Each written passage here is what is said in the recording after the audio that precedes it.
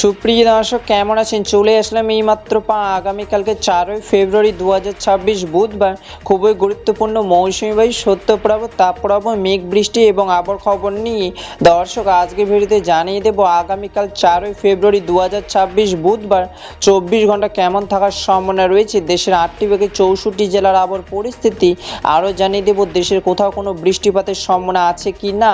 এবার জেনে নিই এক নজরে। দর্শক ইতিমধ্যে গত 24 ঘন্টা আবহাওয়াবিদের দেশের সর্বনিম্ন তাপমাত্রা রেকর্ড করেছেন গোপালগঞ্জে 6.80 সেলসিয়াস এবং আবহাওয়াবিদ আরও জানিয়েছেন ইতিমধ্যে গোপালগঞ্জ, চুয়াডাঙ্গা এবং পঞ্চগড় জেলায় আকাশ হালকা মেঘলা এবং আগামী কয়েকদিন অব্যবহৃত থাকতে পারে।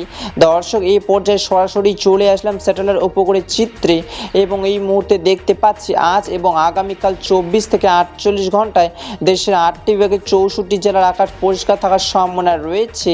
আপাতত 24 ঘন্টা দেশের কোথাও কোনো বৃষ্টিপাতে পড়ার সম্ভাবনা নেই।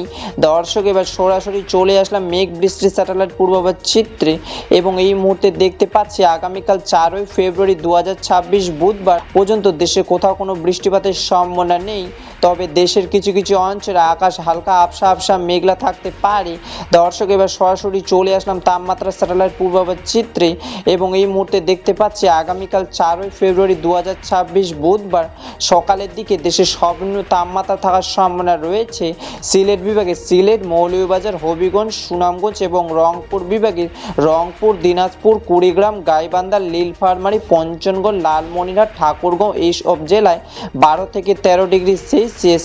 দর্শক এই ছিল আমার কাছে আগামীকাল 4ই ফেব্রুয়ারি 2026 বুধবার 24 ঘন্টা খুবই গুরুত্বপূর্ণ আবহাওয়ার খবর। দেখা হবে পরবর্তী দিনে আবহাওয়ার ভিডিওতে। ততক্ষণ পর্যন্ত সুস্থ থাকুন, ভালো থাকুন, ধন্যবাদ।